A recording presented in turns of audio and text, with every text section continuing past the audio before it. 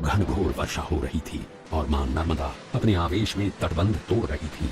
बाढ़ का जल गुरु गोविंद पाद के आश्रम की देहरी लांघने को उन्मत्त हो रहा था, जहां गुरु गोविंद पाद ध्यानस्थ थे।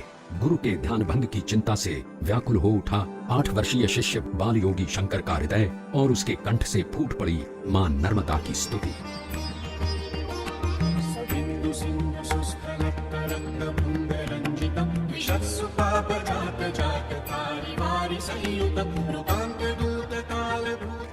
वो स्तुति जिसके शब्दों में सरस्वती का वास हो गया और जिसकी ध्वनि ने स्वयं चैतन्य धारण कर लिया।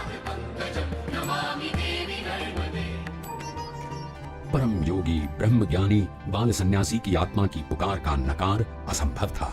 शंकर के अवतार बाल शंकर की प्रार्थना पर शंकरी नर्मदा उतरने लगी और शंकर के कमंडल में समाती गई। आश्वस्त थे गुरु गोविंद पाद अपने शिष्य की प्रार्थना की शक्ति देखकर। कैसा अद्भुत संयोग है कि आज से 1237 वर्ष पूर्व केरल में पूर्णा नदी तट पर जन्मा बालक मध्य प्रदेश की इसी पावन धरती पर आनंददात्री मां नर्मदा के तट पर आया और 12 वर्ष की आयु में ब्रह्मानंद को उपलब्ध होकर ज्ञान की पूर्णता प्राप्त की।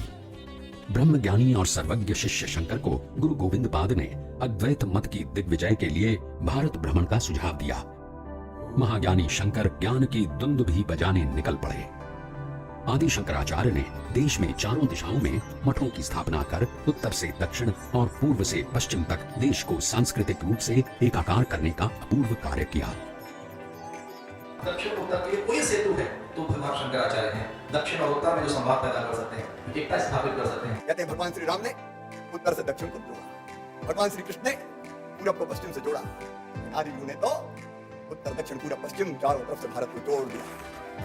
शास्त्रार्थ के माध्यम से धर्म नगरी काशी के महापंडितों को अद्वैत मत से सहमत कर इस धर्म योद्धा ने 7 पवित्र नगरियों में से एक उज्जैनी में प्रवेश किया और कापालिकों को शास्त्रार्थ में पराजित कर उज्जैनी में अद्वैत ज्ञान की धर्म ध्वजा फहराई। आदिशंकर ने महिष्मती के उद्भट विद्वान कर्मकांडी मंडन मिश्र से भी शास्त्रार्थ किया। आदिशंकर के ज्ञान से प्रभावित मंडन मिश्र उनके शिष्य हो गए। ये एक दैवीय विधान ही है। जिस गुफा में तपस्या करके उन्होंने जाति संबंधों के बंधनों को त्याग भारतवासियों को आत्म तत्व और विशुद्ध तथा सर्वव्यापी तत्व ओम पर ध्यान लगाने की शिक्षा दी, वो गुफा मध्य प्रदेश के ओंकारेश्वर में ओंकार पर्वत में ही स्थित है।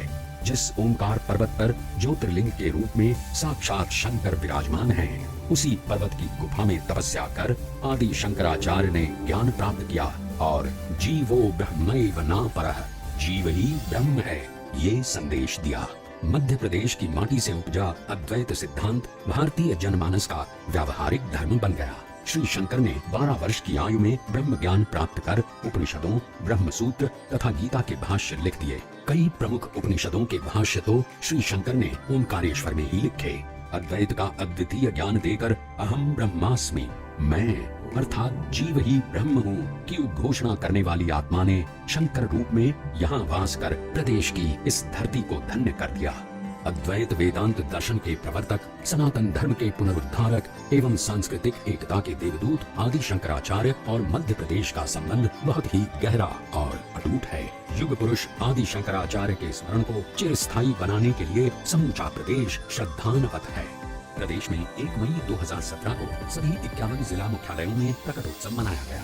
राज्य शासन ने ओंकारेश्वर में आदि शंकराचार्य की पवित्र गुफा के जीर्णोद्धार, आचार्य शंकर सांस्कृतिक एकता न्यास की स्थापना तथा शंकराचार्य की भव्य प्रतिमा की स्थापना का निर्णय लिया है। आज हमारा भी कर्तव्य है, हम अपने संतों के मार्गदर्शन में इस वेदांत को, अद्वैत वेदांत को, अद्वैत के सिद्धांत को जन जन तक ले जाएं। और इसलिए मन में यह आया, प्रकट पंचमी धूमधाम से मनाओ, शंकराचार्य जी के नाम की चर्चा हो, उनके दर्शन की चर्चा हो, वेदांत की चर्चा हो, उनकी भव्य प्रतिमा उनके लिए नहीं, हमारे लिए अष्ट धातु की प्रतिमा ओंकारेश्वर में लगाई जाएगी। इसलिए गांव-गांव से धातु संग्रह का काम किया जाएगा ताकि गांव-गांव में शंकराचार्य पहुंचे, अद्वैत वेदांत पहुंचे। हम सारे सन्यासी, हम सारे साधु आदि शिवराज सिंह जी चौहान आपके साथ हैं। शंकराचार्य की प्रतिमा आपके मन में विचार आया है, ये विचार मुझे लगता है ये विक्रमादित्य आपके भीतर जगा है, हर्षवर्धन आपके भीतर जगा है, भोज आप में जगा है।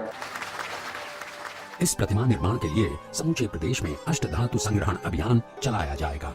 भारतीय अस्मिता और राष्ट्रीय चेतना के आधार स्तंभ, सांस्कृतिक एकता और मानव मात्र में एकात्मता के उद्घोषक और अद्वैतवाद के अजेय धर्म योद्धा मात्र 32 वर्ष की आयु में स्वयं ब्रह्म हो गए।